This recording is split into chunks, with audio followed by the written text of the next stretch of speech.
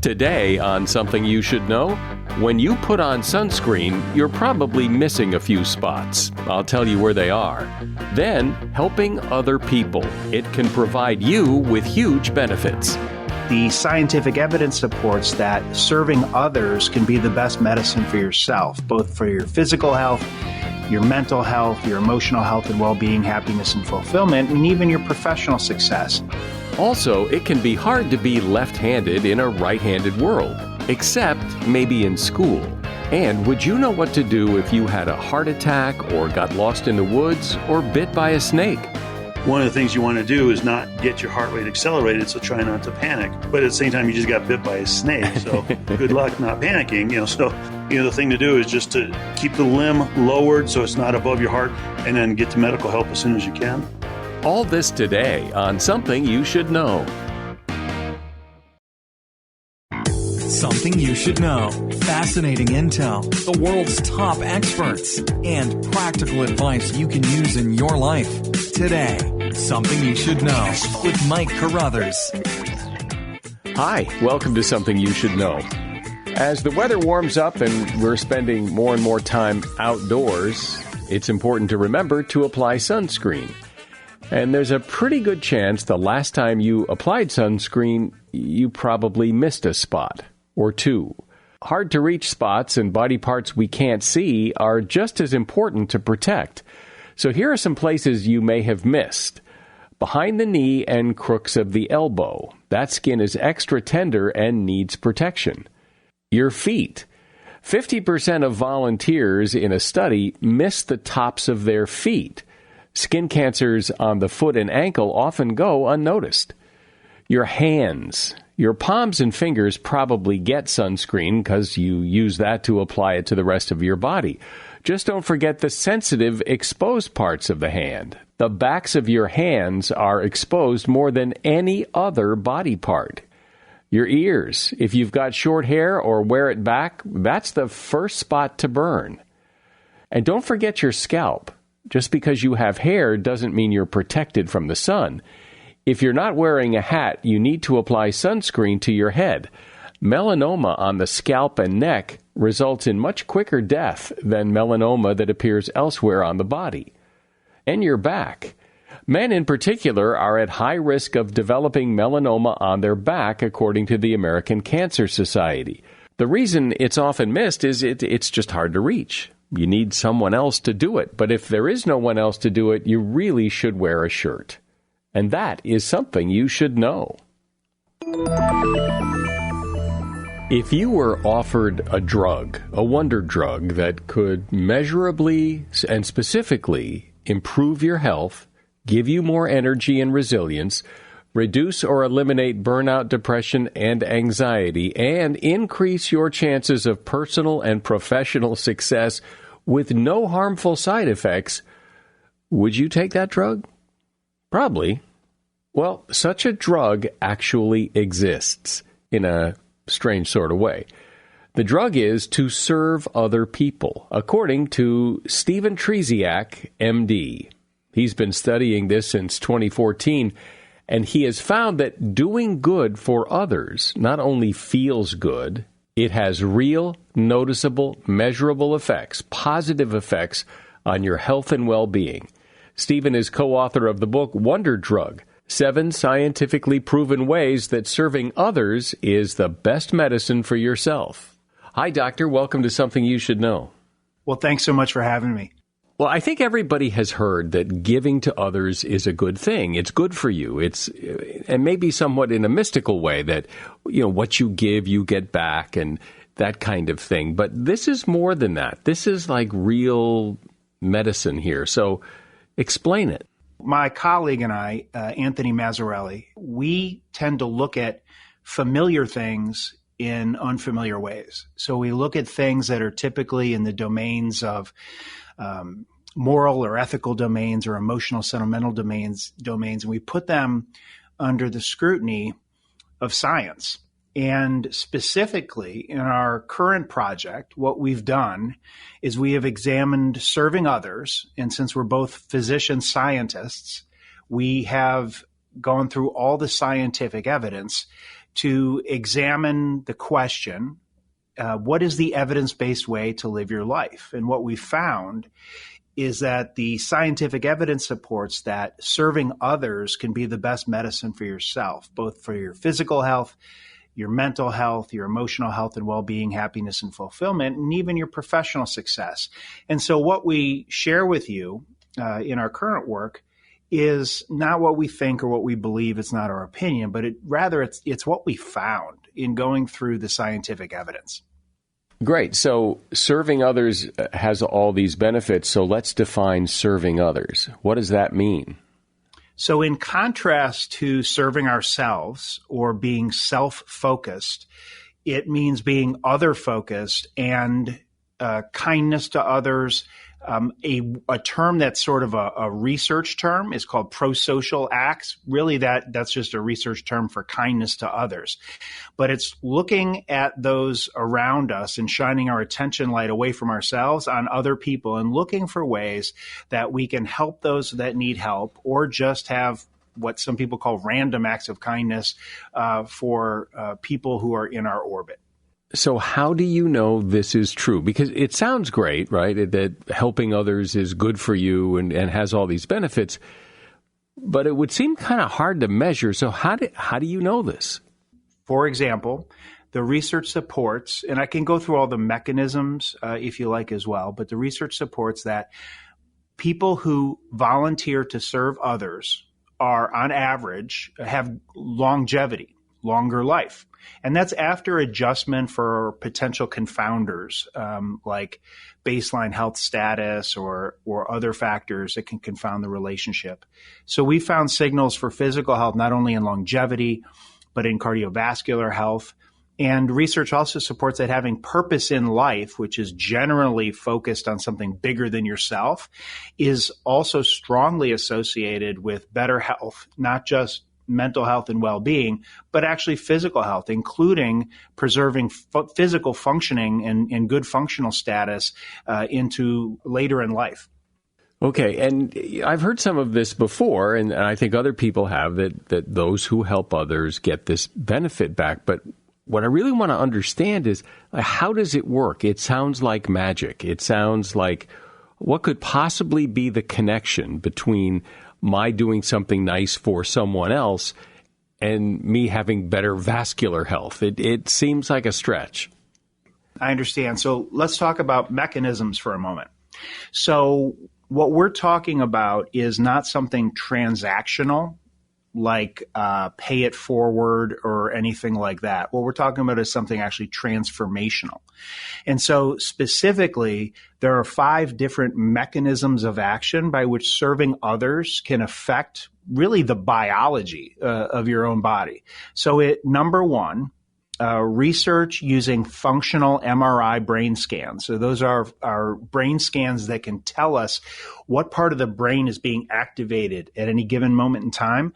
When we are focused on compassion for others, serving others in some way, giving meaningful help to others, it actually activates a reward center of the brain associated with positive affect, feelings of affiliation, and also that's associated with mechanism number 2, which is a upregulation or release of neurotransmitters, which we call the Fantastic Four. So you may have heard of them before: serotonin, oxytocin, dopamine, and endorphins, that are also amplified when we serve others. And so putting those two things together, activation of the reward center of the brain plus the Fantastic Four, those explain part of the reasons why it feels good to help others.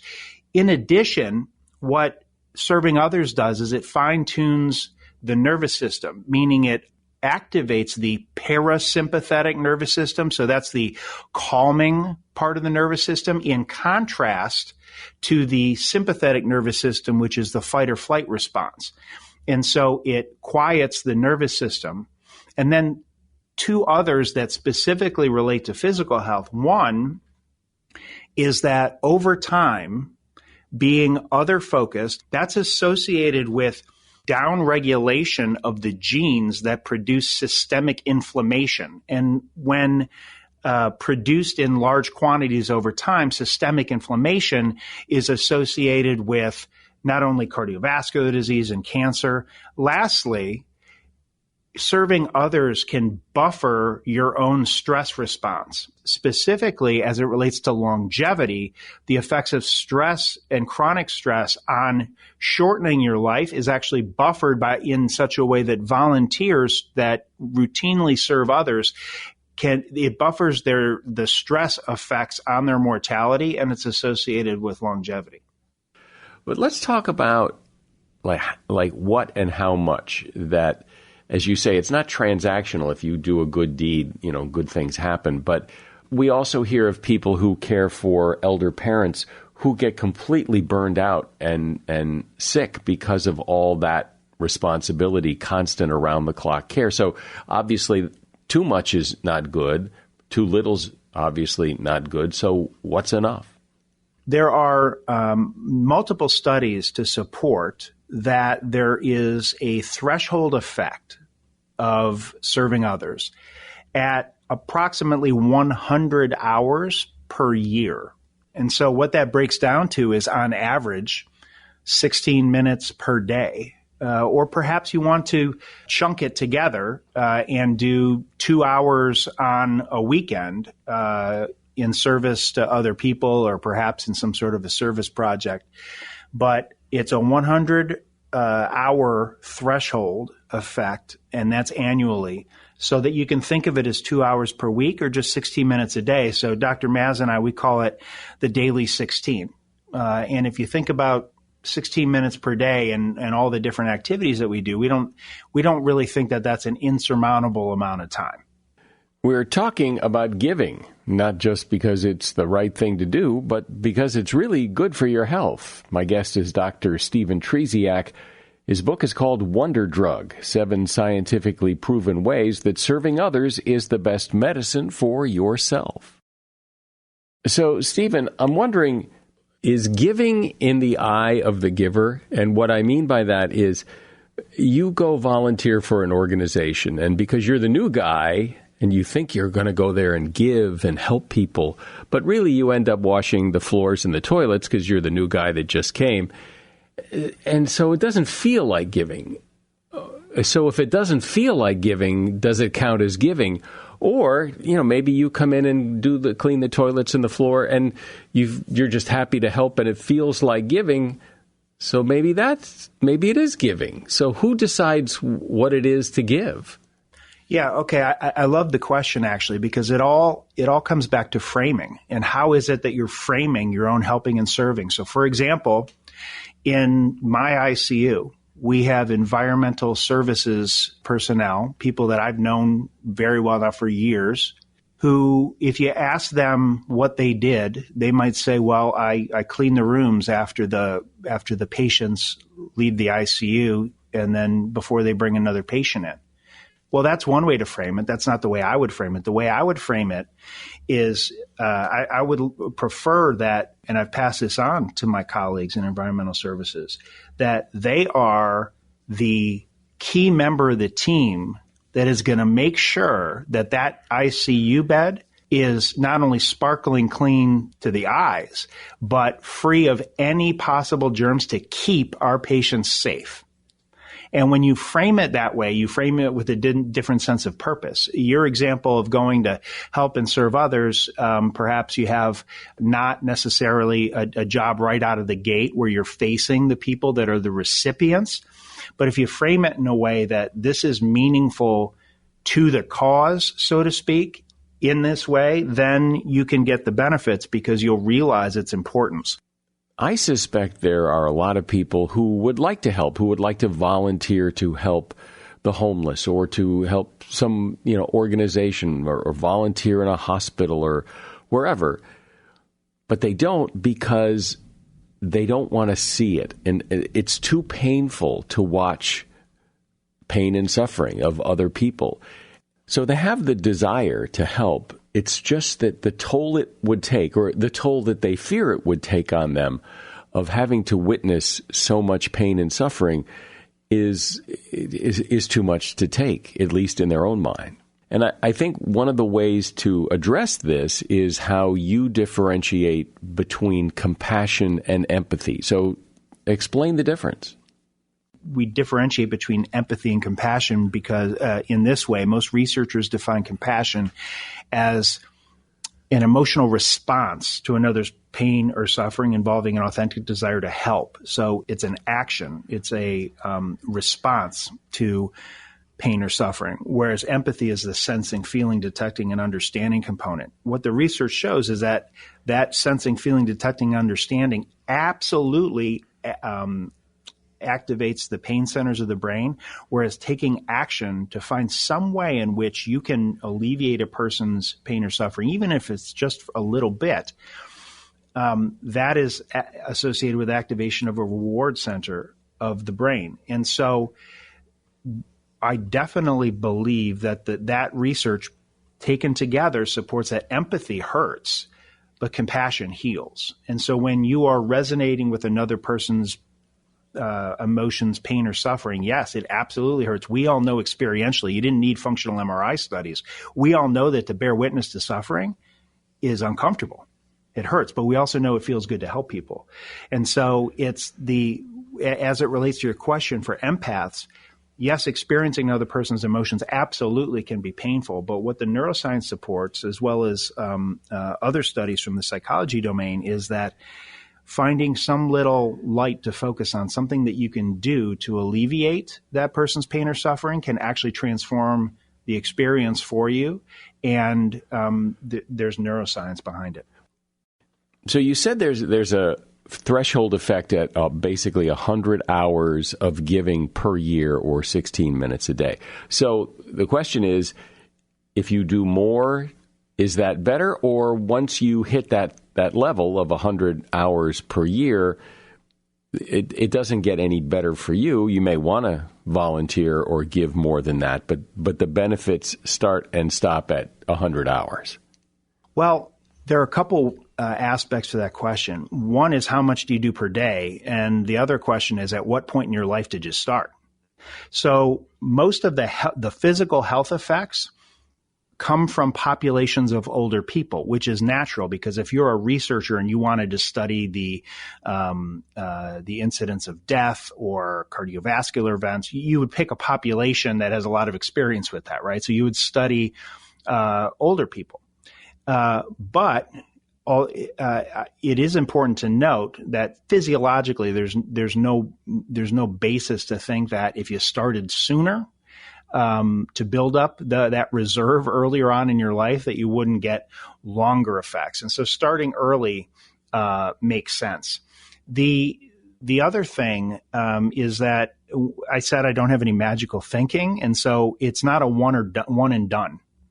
So that would be like thinking, well, if I did my 16 minutes a day today, I'm set, right? That'd be like thinking, well, if I eat my spinach once, I'll have good health and longevity into my 80s.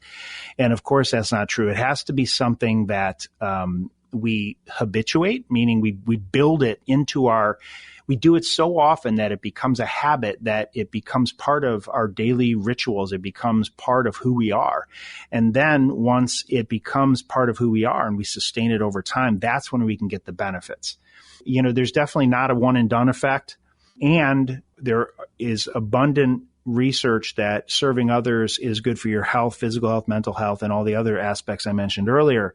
But if the rest of your life is filled with like cigarettes and cheeseburgers, I mean, you're probably not going to get the results that you're looking for.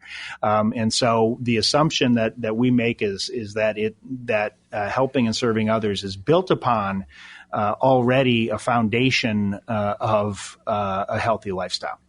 Let me ask you one more thing, because you've made a pretty good case. I mean, I get it, and I believe what you're saying, but I imagine people listening, and I admit myself that I wonder, how is it that when you do this research, you can filter out things so that you can come to this conclusion that it is the giving that has all these health benefits, as opposed to someone's diet or the fact that they exercise or they don't smoke? Or how do you filter all of that out so that you can go, aha, you see, they're a giver and that's why they're so healthy?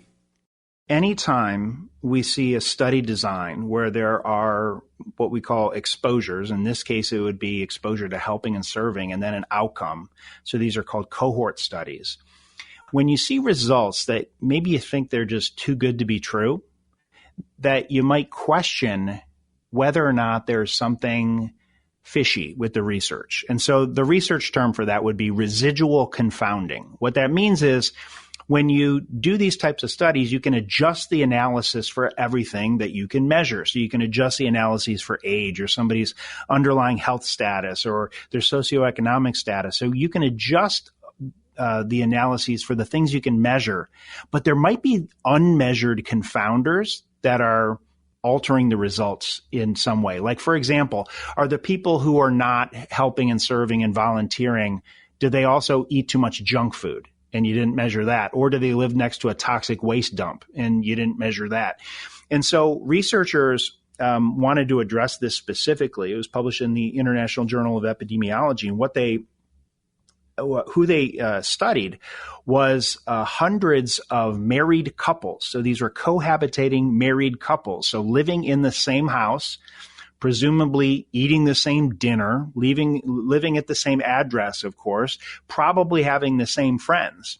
And so that helps to account for anything that might be hard to measure.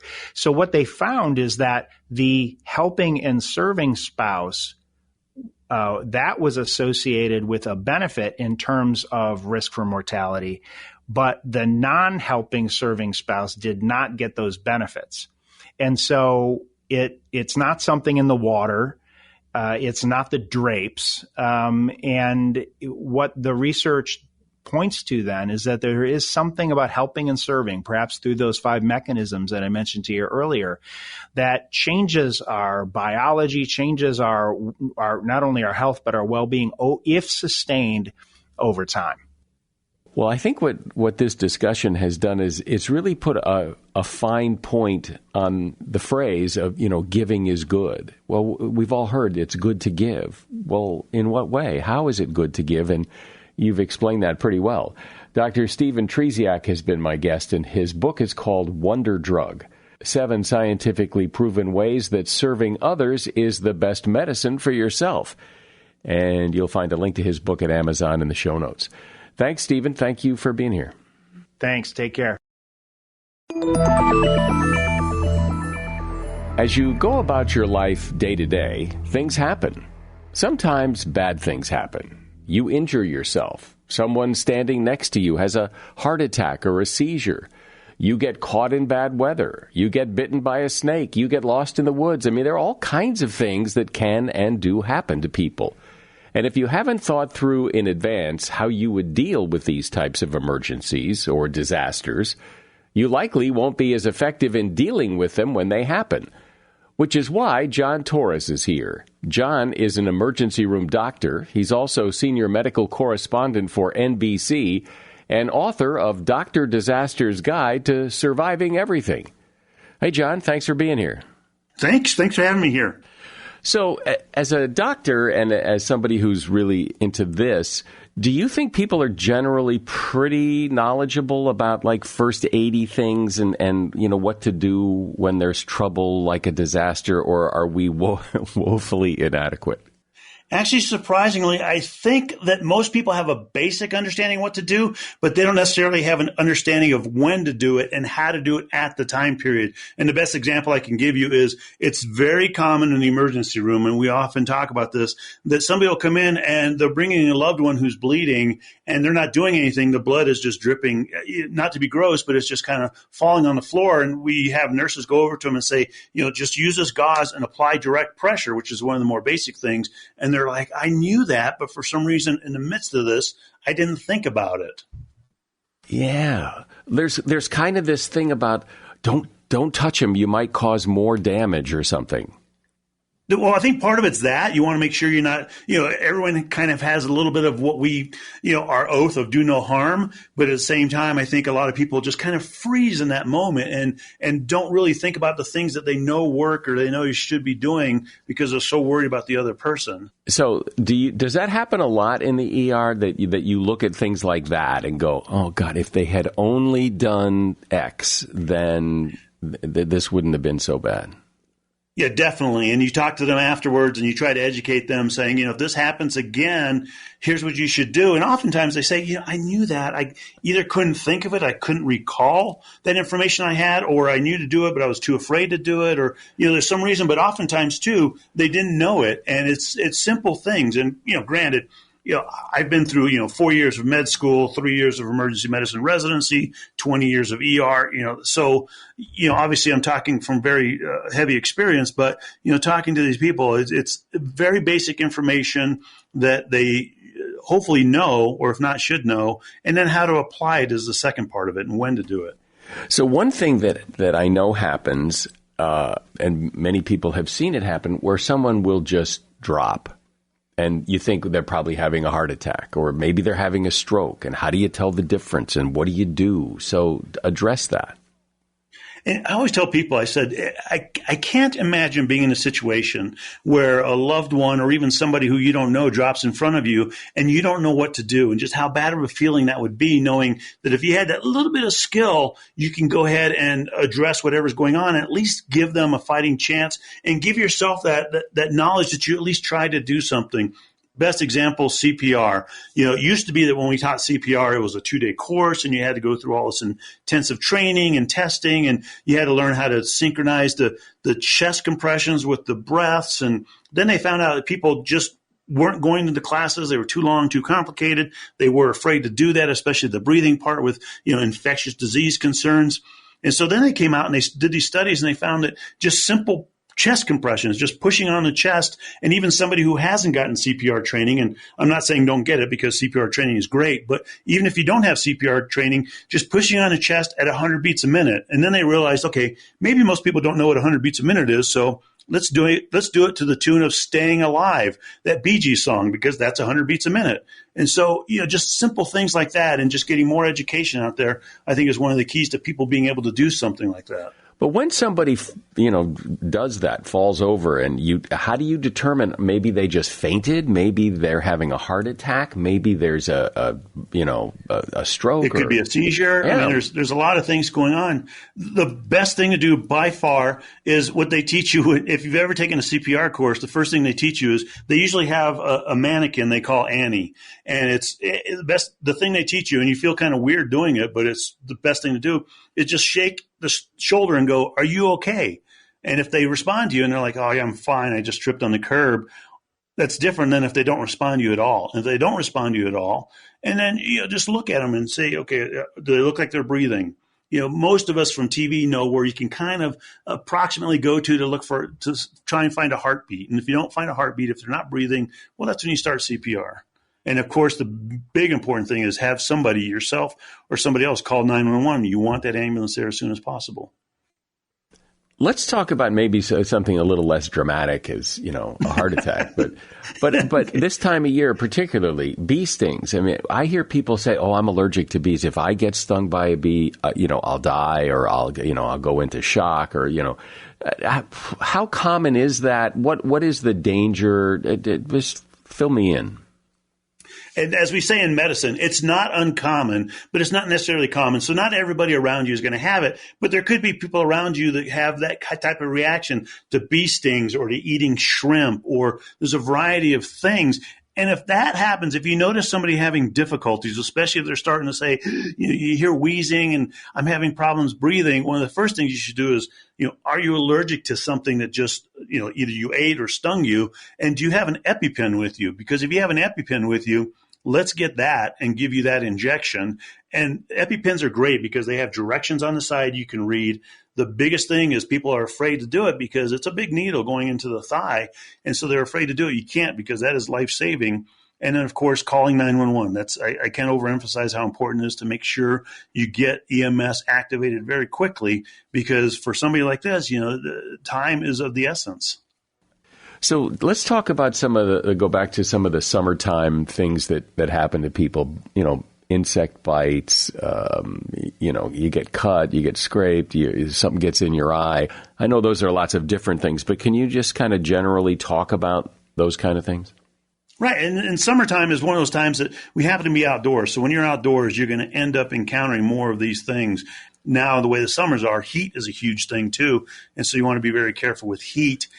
And you just need to be ready for anything that could be happening in your area. And that doesn't mean carrying a backpack full of stuff, because none of us can do that. But it just means having the understanding of what to do in situations like that. And then when something does happen, just take a deep breath and think about what you need to do. But, if it's heat emergencies, if it's very hot, there's that 10 to 4 time period where you want to be indoors. You want to take a look at other people, especially the elderly. Unfortunately, always those sad events of children being left in cars accidentally. You want to make sure that you have some mechanism set up that doesn't happen. And one of the best things I've heard is, just basically put your cell phone underneath the car seat or next to the car seat, because you're not going to forget your cell phone. And if you do, within 10 minutes of going inside the building, you're going to look for your cell phone and remember it's in the car. What about if you get bitten by a snake? One of the things you want to do is not get your heart rate accelerated, so try not to panic. But at the same time, you just got bit by a snake, so good luck not panicking. So it's one of those things that you just have to think about these things as they go on. And the main theme behind all of this is to just take a split second, take a deep breath, and then try to analyze what's going on and move from there. There are some things, though, that maybe they're just old wives' tales. Like I remember hearing, if you get bit by a snake, you should suck out the blood, which just sounds like all wrong. Yeah. That's got to be wrong. It is completely wrong. And the reason it's wrong is a couple-fold. Number one, we all have little cuts and nicks inside our mouth. So if you're sucking up the blood and if you do happen to get some venom, then you're going to get that inside your mouth and it could get inside your body and you could have problems as well. So you want to be careful with that. Number two, the venom spreads very quickly, so it's not going to be sitting at that one place where the bites are. So you're really not going to get a whole lot anyway. And then number three, most people end up cutting deeper than they think they are, and it can cause nerve damage, muscle damage. They could hit a blood vessel and cause a lot of bleeding. So it's not anything matter of fact, we recommend against doing that anymore. If you get bit by a snake, the thing to do is just to, keep them calm. Keep the limb lowered so it's not above your heart, because you're trying to keep the blood from flowing, through the rest of your body, and then get to medical help as soon as you can. But there's nothing to do specifically for a snake bite other than get professional help. You get professional help. If you have ice, you can put ice on it, and that kind of slows down the blood flow in that area for a little bit. But the main thing is just getting that professional help. What about burns? Because, I remember, put butter on it. Well, again, that seems like kind of a dumb idea, but people did it. And I think the reason they did it, thinking about it, is because it's a lot more common than you think. But I think the reason they did it is because it's cool, it's cold, and it's moist. And I think they thought that could help out. The problem with butter is organic, and organic materials can build bacteria up, and they can cause more problems. So you have to be careful with it. And to tell you the truth, what happens in the ER, if you come in and somebody has put butter on a burn, besides us shaking our heads going, you should never do this, we also have to clean it off. And that can be very painful, cleaning off a burn, something like that, because you have to get it all off. And then you put on your own ointment. One of the best things, if basically you just want to cover it up with moist cloth. Just if you have gauze, that's great, moist gauze. If you want to put anything on it because you don't have any way of putting moist gauze, triple antibiotic ointment or just any kind of antibiotic ointment works really well. Put that on there as well. And then we don't have to worry about cleaning it off so much when you get there. We will clean it and make sure it's okay. But at the same time, it doesn't have that organic material to it. It could cause problems. But yeah, it's something that, I was taught when I was a kid. I know my parents were taught, their parents, that kind of thing. It's just been around forever. And I'm not sure why. Yeah. Kind of like put a steak on a black eye. I never understood that one either. Well, how does that help? I think that's just the coolness again. I think it's just for some reason when they reached in there, now it's a bag of frozen peas, which is great because then you just put it back in the freezer. When someone has a seizure, when you see that, I've seen it happen, and I honestly don't know. It's scary, isn't it? Yeah, because you don't know what's causing it. Is it a condition that they have and this happens a lot, or is this some kind of weird, bizarre thing? And here's this person writhing on the ground and you feel so helpless. And watching it happen, again, if you didn't know what to do or didn't know why it was happening, it can be very scary. And the main thing to realize is that if somebody's having a seizure, it could be a seizure because of epilepsy. It could be a seizure because they hit their head or had some kind of head trauma. It could be a seizure because their blood sugar levels are too low and they're diabetic. There's a variety of reasons behind it. But the one thing you have to realize is you're not going to really fix the seizure while they're having it. They need to just go ahead and have it and let it pass as you call an ambulance and make sure that EMS is getting activated. The best thing you can do, and we had things we did years ago we don't do anymore. The best thing you can do right now is protect their head. If they're standing up, help them get to the ground, protect their head, and then try to protect their limbs if you can, because if it's a grand mal seizure, they're going to be flailing around. Their limbs are going to be moving all over the place, and they could get hurt. But your primary concern is the head, making sure they don't sustain any kind of head trauma. It used to be in the old days we were worried about them swallowing their tongue, and they try to put hooks or rulers in their mouth, and that just ended up being a mess and causing a lot more trauma. And you can't do it anyway because most of the time when they have a seizure, they clench their jaws so tight you can't open up their mouth, and so that would just cause broken teeth and things like that. We don't do that anymore. They're not going to swallow their tongue. That's not going to happen, I'm telling you right now, but they are going to hurt their head, so you just want to protect it. So what does that mean? If you were there and I've got to protect their head, by doing what? That's a great question. One of the best things you can do is, if you can, just lay their head in your lap. Sit behind them, lay their head in your lap. If you can't do that for some reason, whatever, get some pillows or even your coat around them or a shirt or anything you can get around them to pad their head a little bit to help them out. And then again, just making sure that they're not in a dangerous situation.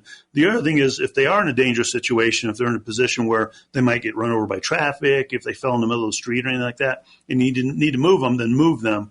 But at the same time, protect them as best you can.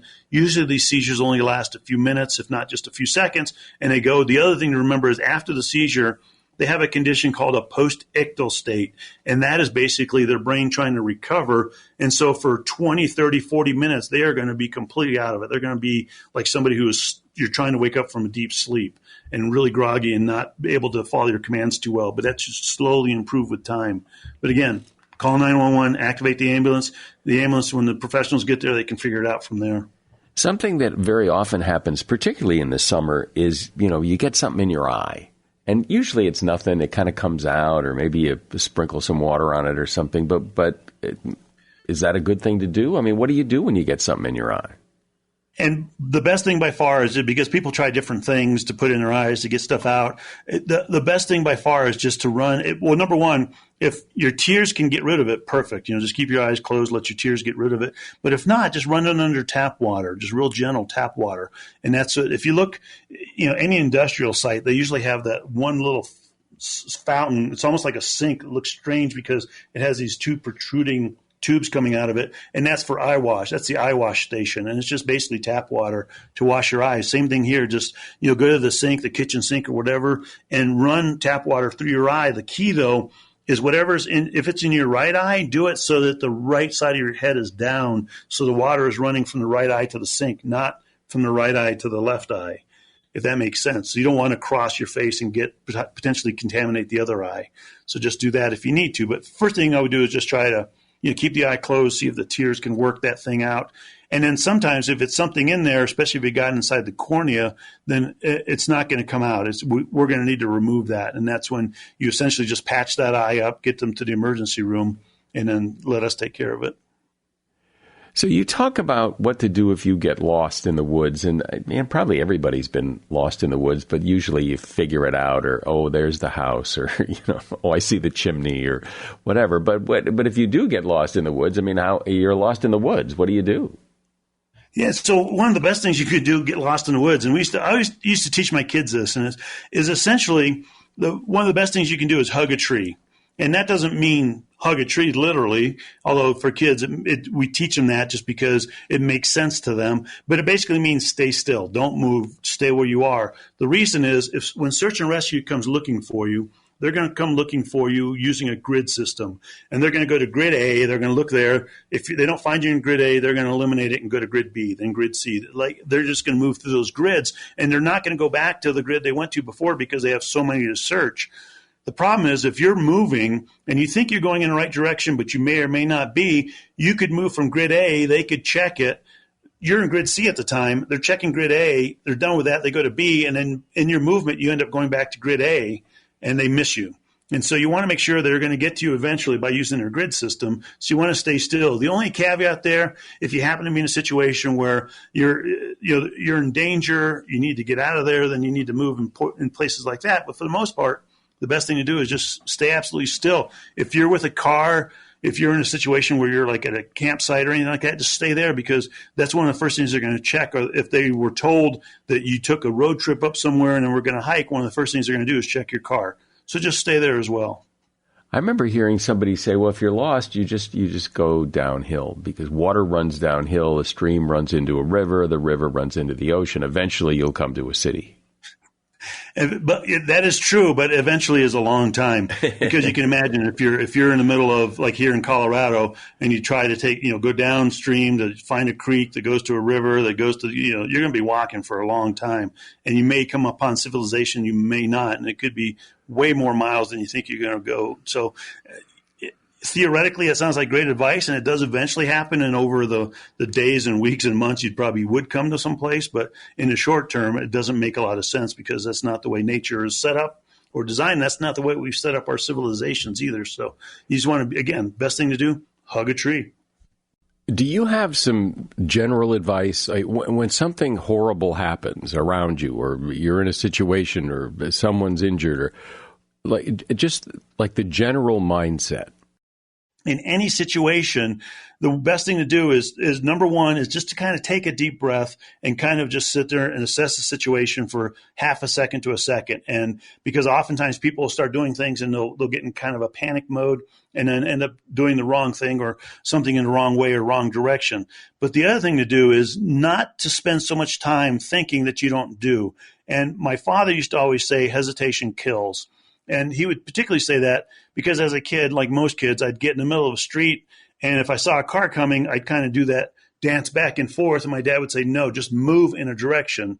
And that makes sense. And they found out time and time again in different disasters that just moving, even if you might move in a wrong direction, you're going to understand very quickly you're moving in a wrong direction, and you're going to reverse that and go in the right direction, versus if you just stay still and you're frozen.